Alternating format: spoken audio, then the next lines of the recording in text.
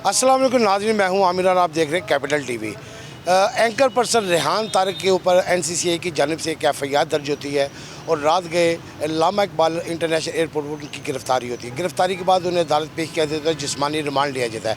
इस सारी सूरत हाल में उनके ऊपर क्या मुकदमा है, क्यों मुकदमा दर्ज हुआ और आगे उसके साथ क्या होगा। मेरे साथ मौजूद है सीनियर क्राइम रिपोर्टर और एनसीसीआईए में मजबूत गिरफ्त रखने वाले मियाँ आबिद साहब।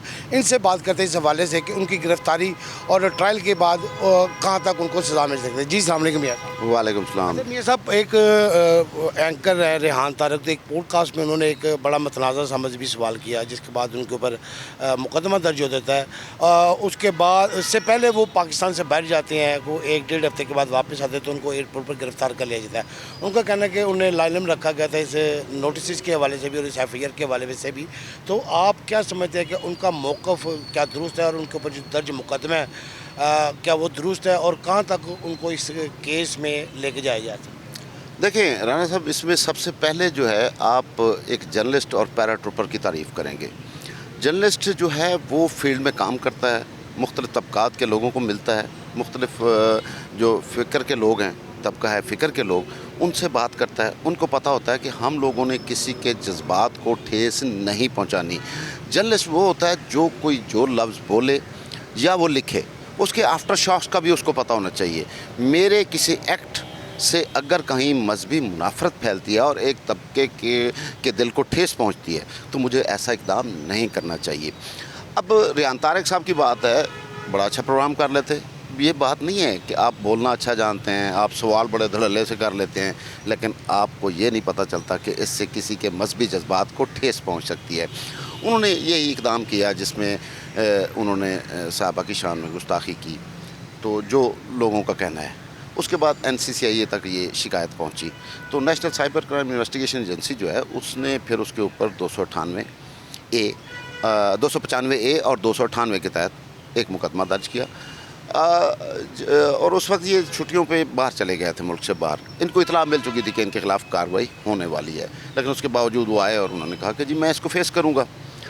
तो जब वो एयरपोर्ट पर आए तो उनका नाम स्टॉप लिस्ट में था। जो एफआई इमिग्रेशन के हुकाम थे उन्होंने उनको रोक लिया। फिर एनसीसीआईए को इतला की गई तो एनसीसीआईए ने उनको गिरफ़्तार कर लिया। गिरफ़्तार करने के बाद जो मुकदमा था वो दर्ज हो चुका था। उसके बाद उनको अदालत में पेश किया गया, जहाँ पे उनका 5 रोज़ा जिस्मानी रिमांड दिया गया, क्योंकि जो दफ़ात लगाई गई हैं उससे जिस्मानी रिमांड बनता है। उससे इन्वेस्टिगेट किया जाएगा कि आया ऐसा फ़ेल क्यों किया। अब उसमें जो जिन तबक़ात के मजहबी जज्बात को ठेस पहुँची है वो लोग अगर उसको माफ़ कर देते हैं तो उसमें इसकी सज़ा में गुंजाइश हो सकती है, वरना फिर उम्र कैद तक भी ये सज़ा जा सकती है। अब national cyber crime investigation agency जो है वो इसको इन्वेस्टिगेट कर रही है और इन्वेस्टिगेट करने के बाद वो किसी नतीजे पर पहुंचेगी कि वाकई उसका जुर्म है या नहीं है, या आया उसने मुबैना तौर पर उसके ऊपर इल्ज़ाम है। तो ये मामला अभी ज़ेर गौर है और उसके बाद ही फ़ैसला किया जाए। तो ये सब वो क्योंकि मवाद उनके पास है जो गुफ्तगू हुई थी। रिमांड का मकसद तो होता है कि यहाँ तो उसका कोई बरामदगी करवानी है या शरीक मुल्ज़मान के हवाले से है। तो इतना लंबा रिमांड क्या हो सकता है कि इसमें कोई शरीक मुल्ज़म भी हो, किसी के कहने पे ये सवाल किया गया हो जो मतनाज़ा सा सवाल है, या कोई ऐसा मवाद वो ढूंढना चाह रहे हैं कि जिससे इसकी सज़ा में एक मजबूत एविडेंस। देखें, उसमें एक चीज़ होती है जो सोशल मीडिया पर आजकल जो चीज़ें चल रही हैं वहाँ से आप मवाद कलेक्ट करते हैं। दूसरा, national cyber crime investigation agency जो है वो अपने तौर पर तो सबूत इकट्ठे कर लिए। उसने जो इल्ज़ाम लगाए थे वो भी उन्होंने उनको सबूत पर कर दिए। अब इसमें जो नया कानून बना है साइबर क्राइम का, उसमें यह है कि उसमें कोई असला आपसे बरामद नहीं करना, उससे आप वो ये कोई मवाद जो है, ये जो आपने पोस्ट किया है, ये जो अपलोड किया है, इसके आपके पास क्या एविडेंस है। अगर आप इनकार करते हैं तो फिर वो अपना पेश करेंगे कि जी ये चीज़ें हैं। इसके लिए रिमांड जो है इस कानून के तहत लिया जा सकता है। तो कल आपने देखा होगा कि इस फैसले के गिरफ्तारी के बाद जो अदालत में पेश किया है, तो जो मुल्ज़म रेहान तारक है वो काफ़ी पुरजोश थे, नारेबाजी कर रहे थे, उनके साथ वकला भी थे और कुछ साथी भी थे। तो इससे वो क्या तासुर देना चाह रहे थे, आपने भी क्योंकि वो देखा होगा, तो ये क्या तासुर दिया जा रहा है? राना साहब, आपने बड़ा ये कोई पाकिस्तानी कोई ऐसा इशू तो नहीं है जिसके ऊपर ये नारेबाजी? मुश्किल सवाल आपने किया है। उसमें ये है कि ये साहब जो थे, ये जब लंदन में छुट्टियां गुजारने गए تو وہاں پہ کچھ ایسی جماعت جو ہماری اسٹیبلشمنٹ کو ناپسند ہے یا ہماری حکومتی جماعت کو ناپسند ہے، تو اس کے ساتھ مل کے انہوں نے گانوں پہ ڈانس کیا۔ وہ ڈانس کا مطلب یہ ہے کہ آپ کوئی ویورشپ لینا چاہتے ہیں یا اس کمیونٹی میں جانا چاہتے ہیں، تو ان کے خلاف جو ہیں وہ غداری کے کیسز بھی چل رہے ہیں۔ تو اس وجہ سے پھر ان کو یہ اندازہ ہو گیا کہ جی میں نے یہ جو ہے ویورشپ لینے کے لیے جو کیا ہے میرے خیال میں وہ ٹھیک نہیں ہے۔ تو وہ پھر جب گاڑی سے اترتے ہیں، عدالت کی طرف آتے ہیں، تو نعرے لگاتے ہیں پاکستان زندہ باد۔ اب آپ کے قول و فعل میں تضاد جو ہے وہ تو واضح ہو جاتا ہے۔ اب آپ کے نعروں سے بات نہیں بنے گی، بات آپ کے عمل سے بنے گی۔ بالکل جی، میں صاحب عمل سے ضرور بنے گی، لیکن ان کا یہ بھی موقف تھا کہ ان کو کوئی نوٹس نہیں ہوئے۔ حالانکہ NCCI اور FIA جو دونوں ایسے ادارے ہیں کہ پہلے تحقیقات کرتے ہیں، تحقیقات کے بعد ایویڈنس کلیکٹ کرنے کے بعد FIR دیتے ہیں۔ اب یہ اس کی FIR ہو چکی ہے، تو جن کا موقف ہے وہ عدالت میں کیسے پریزنٹ ہوگا کہ وہ انکار کر رہے ہیں کہ وہ نہ پاکستان میں تھے نہ ان کو آگاہ کیا گیا۔ دیکھیں، اس میں جو NCCI ہے اس نے نوٹس جاری ضرور کیے تھے۔ آپ کو واٹس ایپ پہ ہر چیز مل جاتی ہے، آپ دنیا کے کسی کونے میں بھی بیٹھے ہوں۔ وہ غلط کہتے ہیں کہ ان کو نوٹس نہیں ملے۔ دوسری چیز ہوتی ہے کہ بعض چیزوں کی انکوائری کی ضرورت ہوتی ہے، اس میں آپ کو ثبوت سامنے لانے پڑتے ہیں، الزام جو لگاتا ہے اس کو دینے پڑتے ہیں چیزیں کہ جی یہ کام ہوا ہے اور یہ ایویڈنس ہے۔ اس میں جو ریحان طارق صاحب کے اپنے اکاؤنٹ سے چیزیں اپلوڈ کی گئیں، اس میں پھر ضرورت نہیں رہتی کہ آپ کی انکوائری کی جائے، آپ جرم سرزد کر چکے ہیں۔ جی، عامر نوید چودھری صاحب جو NCCI اور FIA کے حوالے سے ایک وسیع تجربہ رکھتے ہیں، ان سے بات کرتے ہیں ریحان طارق کے اوپر درج ہونے والے مقدمے اور ان کی گرفتاری، ان دونوں صورتحال میں ان کے اوپر جو مقدمہ درج ہے اس پر یہ کیا کہتے ہیں کہ ان کے جو سوالات تھے متنازع تھے، اگر متنازع تھے تو پہلے FIR کیوں نہیں درج کی گئی، جو وہ ان کا موقف ہے کہ ان کو اس حوالے سے آگاہ نہیں کیا گیا۔ ان سے بات کرتے ہیں کہ NCCI کیونکہ مقدمات درج کرنے سے پہلے مکمل تحقیقات کرتی ہے، تحقیقات کے بعد ہی FIR درج کرتی ہے اور پھر ان کی گرفتاری ہوتی ہے۔ جی عامر صاحب، السلام علیکم۔ جی وعلیکم السلام۔ عامر صاحب، ریحان طارق کے اوپر ایک جو متنازع گفتگو کے حوالے سے، ایک مذہبی گفتگو کے حوالے سے مقدمات جو درج کیا گیا ہے، پہلے تو یہ بتائیے گا کہ NCCI مکمل تحقیقات کے بعد ہی FIR درج کرتی ہے ان کی گرفتاری کے حوالے سے کہ اگر وہ باہر جاتی ہے پھر واپس آتے ہیں تو تب انہیں گرفتار کیا جاتا ہے، حالانکہ جن کی تحقیقات ہے وہ کافی دیر سے چل رہی تھی۔ آپ کیا سمجھتے ہیں کہ ان کی گرفتاری کے حوالے سے ٹھیک اقدامات کیے گئے ہیں، اور یہ جو ٹرائل چلے گا آئندہ تو اس میں انہیں کہاں تک سزا مل سکتی ہے؟ رانا صاحب، سب سے پہلے تو ہمیں یہ سمجھنا ہوگا کہ NCCI FIA مقدمہ کس طرح درج ہوتا ہے۔ اوور نائٹ یا ایک آدھے گھنٹے میں جس طرح آپ جاتے ہیں FIR کی اپلیکیشن تھانے میں دیتے ہیں پولیس کو اور فوری FIR ہوتی ہے، NCCI اور FIA میں جو انٹیریئر منسٹر کے دو ادارے ہیں ان میں FIR کا پروسیجر ڈیفرنٹ ہے۔ اس میں سب سے پہلے آپ کے خلاف کمپلینٹ آتی ہے، آپ اس کمپلینٹ کو دیکھتے ہیں، جو آفیسر ہوتے ہیں وہ دیکھتے ہیں کہ اس کمپلینٹ میں جانا ہے تو پھر اس کو انکوائری نمبر لگتا ہے، پھر انکوائری نمبر لگتا ہے، پھر CFR بنتی ہے، کانفیڈینشیل فرسٹ رپورٹ، اس کے بعد FIR کی سٹیج آتی ہے۔ جہاں تک یہ اس کا ٹیکنیکل میں بات کروں، اور جہاں تک مقدمے کی بات ہے تو یہ مقدمہ جو ہے اس میں جو دفعات لگائی گئی ہیں وہ جو 298A لگی ہے، 295A، 298 اور 152، یہ ہے اس کی PPC کی، پاکستان پینل کوڈ کی۔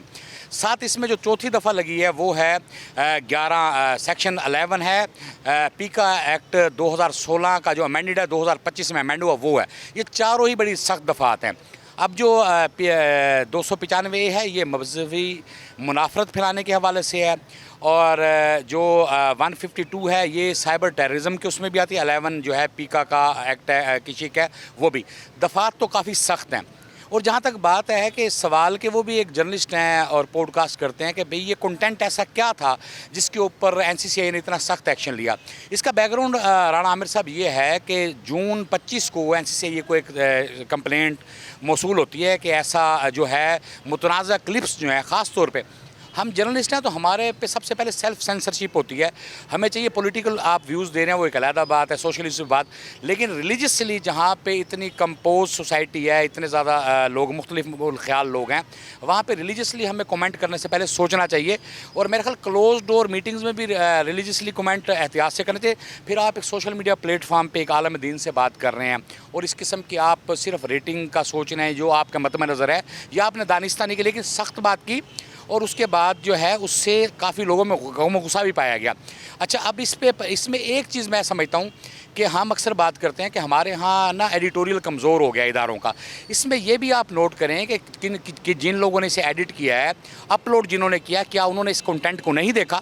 وہ لائیو تو نہیں گیا نا. ریحان طارق صاحب نے جو بات کی وہ لائیو تو نہیں گئی, وہ 4 ہاتھوں سے گزر کے گئی ہے. اس کا مطلب ہے کہ ہمیں ایز اے جرنلسٹ بھی اس چیز کو لرن کرنا چاہیے کہ جو ہماری گیٹ کیپنگ ہے ایڈیٹوریل کی وہ بھی ویک ہو گئی ہے, کہ ایسا سینسیٹیو کنٹینٹ جو ہے آن ایئر بھی ہو گیا.